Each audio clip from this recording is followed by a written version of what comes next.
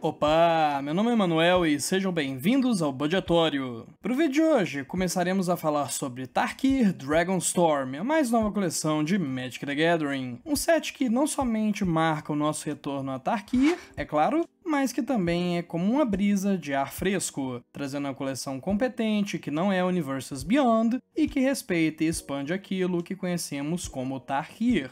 Ou pelo menos esse é o meu parecer. Ok, legal, mas como sempre, fica aquela dúvida, quais são as cartas que valem mais a pena? Pois afinal de contas, a Wizards lança coleções demais, e por conta disso, às vezes a gente só quer saber quais são as cartas que vão fazer um impacto maior, e mais importante, que servem melhor para montar aquele comandinho para jogar mesão com a galera. E é justamente esse o assunto de hoje, pois eu trouxe aqueles que eu considero os melhores comandantes da coleção, vou comentar como montá-los no estilo budget do canal, e nós vamos ver isso daqui juntos.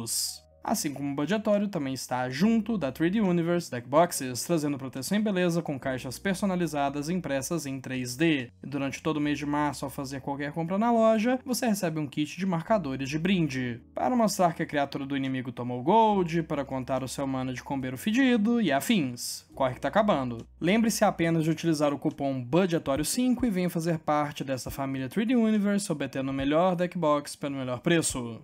E sem mais delongas, bora ver os melhores comandinhos de TDM. Eshki, Garra de Dragão. Uma criatura lendária humano guerreiro 4/4 por 4 manas, com vigilância, atropelar, salvaguarda 1, que diz que, no início do combate no seu turno, se você conjurou uma mágica de criatura e uma mágica não de criatura neste turno, compre um card e coloque 2 marcadores +1/+1 em Eshki, Garra de Dragão. Ok, foco. Eshki, grandona, cheia de palavras-chave, 2 marcadores e uma compra. Por que isso não só me chamou a atenção, como também essa é, honestamente, a minha lenda favorita do set inteiro? Bom, primeiramente pois eu li o nome da carta errado logo de primeira e eu achei que era o mesmo nome de um personagem que eu gosto, mas também pois esse é um dos Voltrons mais redondinhos que eu vi em muito tempo. Já de nascença temos uma criatura bacana em status, 4/4 vigilância e atropelar, mas que cresce sem precisar de auras, de equipamentos, nem nada do tipo, e isso é muito valioso. Pois querendo ou não, o ponto onde vários Voltrons costumam falhar é justamente na hora de balancear os efeitos que lhes faltam, com o risco de tomar uma global e perder isso tudo. Um Shren, por exemplo, compra cards que é uma beleza, mas falta todo o resto pra ele, precisamos crescê-lo, dar evasão, esse tipo de coisa. Já um Rograk tem todas as palavras-chave e parceiro, mas ele não se protege, precisa crescer literalmente do 0 até os 21 de dano na mesa toda. E isso é feito geralmente através de permanentes que somem pro primeiro adeus que for conjurado, selando o seu destino. A Eshki pede apenas para que conjuremos 2 mágicas no mesmo turno, não dependemos que nada permaneça anexado a ela e ainda ganhamos uma segunda compra de cada turno nosso para repor esta carta ao fazê-lo. E eu vejo fácil você partir nesse deck em 35 terrenos, 32 criaturas e 32 não criaturas, ampando mana com elfinhos de custo 1 ou com aquela preguiça de Ravnica, e daí pra frente você faz, por exemplo, turno 5 Fúria Psicótica e Sirena Domadora de Tempestades, bate 12 com a nula e ainda compra um card. Ou Colar do Basilisco e Jorien, pois não é porque você não precisa de equipamentos que você não pode usá-los, e a Jorien ainda vai te dar mais compra. Eu vejo um deck baratinho saindo com essa moça aqui, e gente, que deck. Nerive, Coração da Tempestade.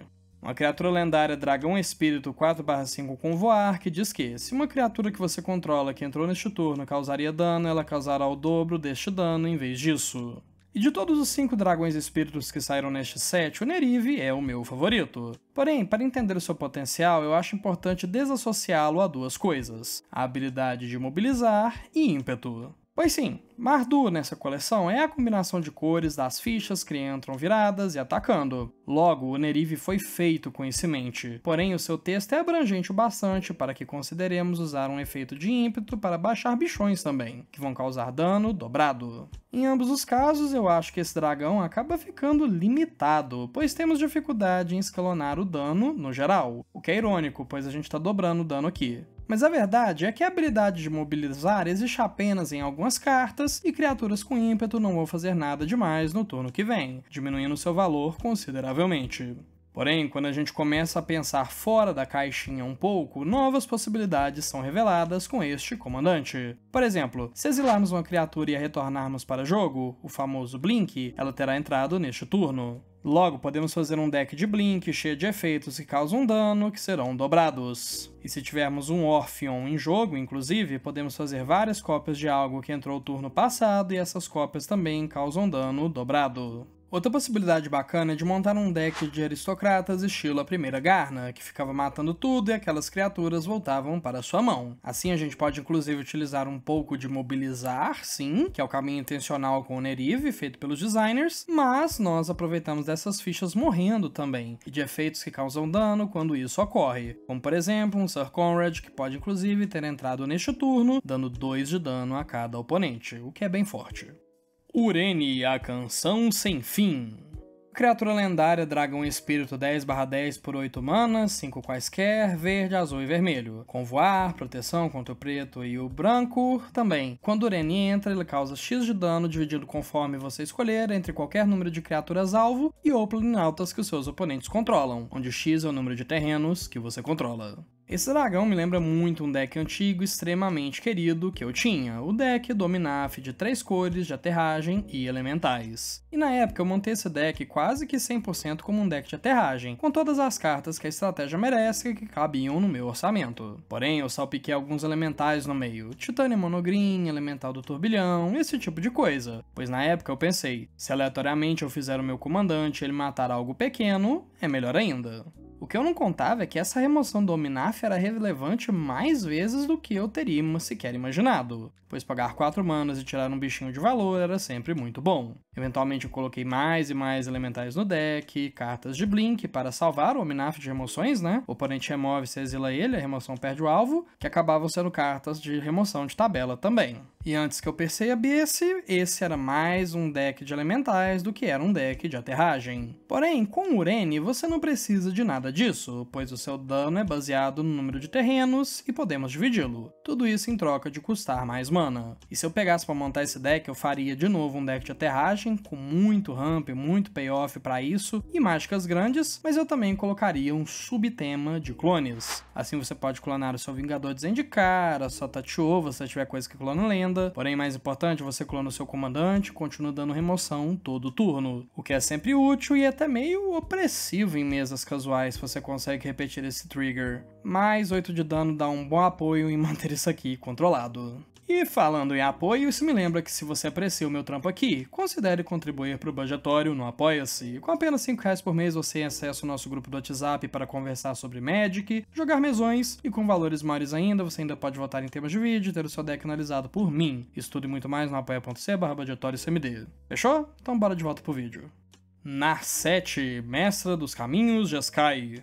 Uma criatura lendária monge humano 3/4 por 3 manas com, no início da sua etapa final você pode descartar a sua mão, e se fizer isso, compre cartas igual ao número de mágicas que você conjurou neste turno. E a Narset está aqui por conta de 2 pontos que são extremamente interessantes para Spellslinger, que são as cores de Jeskai e uma habilidade que é forte, mas balanceada. E para o primeiro ponto, Jeskai tem muitas peças exclusivas de suporte interessantes para a estratégia como um todo. Como o Rodemoinho de Pensamento, Kikara Antigo, Ascendência Jeskai, Mentor do Monastério, que é uma condição de vitória por si só, a pá de remoções boas que ficam insanas se reduzirmos os seus custos, proteções para as nossas cartas prioritárias que com certeza vão tomar alvo de oponentes, etc. Vamos deixar dessa forma. Porém, o ponto que mais me interessa aqui é o segundo ponto, o da habilidade forte, mas balanceada, pois isso é um problema sério para vários decks de Spellslinger.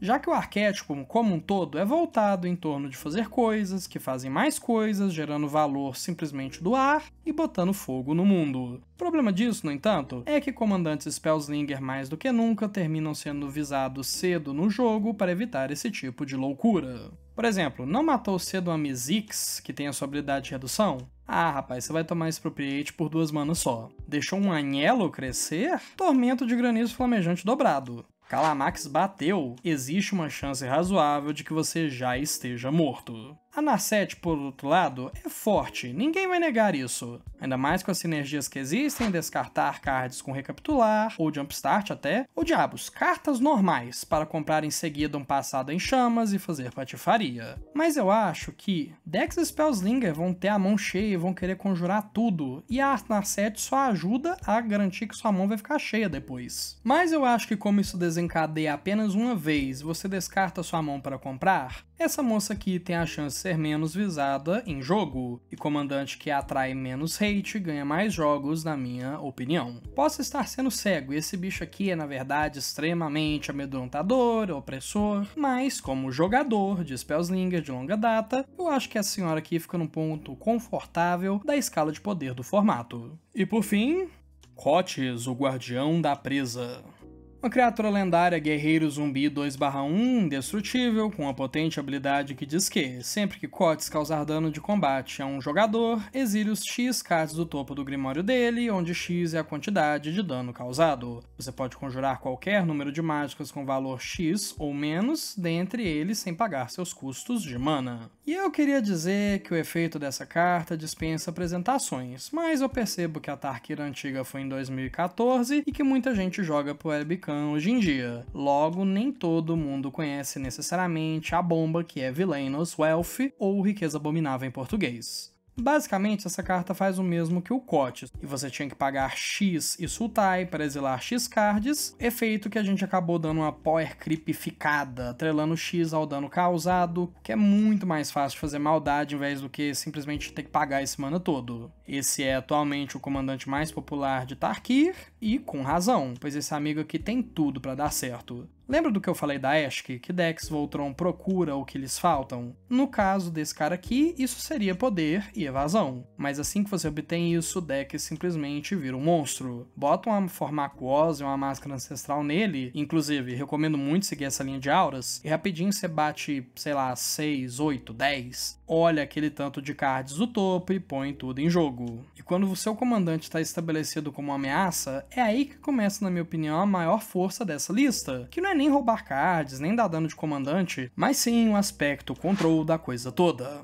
Pois se o Kotis está grande o bastante, a gente não precisa continuar fazendo auras. Não precisamos mais acelerar mana, pois muito disso já virá naturalmente do topo do deck dos seus oponentes. Logo, podemos manter o nosso mana desvirado para meter remoção, anula, global, proteção e muito mais. E globais, inclusive, que afetam apenas criaturas, são uma delícia aqui, pois o bichão tem indestrutível, por algum motivo. Então ele nem sequer está preocupado com isso tudo. Tem bloqueadores na frente? Limpa a mesa que resolve, o clote está suave. E pra mim, essas foram as melhores lendas da coleção, mas não custa nada fazer umas menções honrosas rápidas aqui, ainda mais quando eu sei que vai ter gente perguntando porque eu não falei dessas cartas. Primeiro, Betor, o dragão bundudo que quanto mais bunda o seu time tem, mais coisa ele faz. Esse é um comandante legal, mas eu não achei ele super inspirado. Bunda é bom, logo mais bunda é mais bom. Não me leve a mal, aposto que é um deck divertido, e não existe vergonha de gostar de uma bunda grande. Mas, é mais do mesmo? Teval, que é o dragão que tem Delve, que é bem interessante com autotrituração e mágicas de custo X que drenam vida. Pois você exila, sei lá, 20 cartas, seus oponentes perdem 20 de vida e você ganha 60 com um Ex Sanguinar. O que é histérico, mas eu duvido um pouquinho da consistência dessa lista. E por fim, temos o Felotar, que sacrifica coisas para botar marcadores no seu time, tipo um Azirek nerfado em efeito, mas que tem uma cor a mais. E gente, é 2025 e esse é um deck de marcadores. Tem muitas sinergias a serem exploradas, pois marcadores têm muito suporte. Mas esse não é o arquétipo, assim, que me deixa mais inspirado. Eu nem tenho um deck de marcadores, sinceramente. Não mais, pelo menos. Eu jogava muito Ezuri. E na real, eu gosto mais do Felotar como um deck de humanos de Innistrad, que tinha um tema de marcadores também, com a adição do preto, que é sempre legal, pois preto é uma cor boa. E bom, por hoje é isso. Eu queria deixar aqui um alô a todos os meus apoiadores, vocês que fazem isso acontecer, em especial um salve para os nossos patrões generosos, Tony Reis, Fake Selbit e Isaac Espalenza. É sério, gente, eu fico até meio sem jeito, mas brigadão mesmo, é de coração. Dúvidas, sugestões de vídeo ou qualquer outra coisa, deixa um comentário abaixo e eventualmente eu leio tudo e respondo caso seja necessário. Obrigado pela sua atenção, até lá, meu nome é Manuel e esse é o Budgetório. Até mais!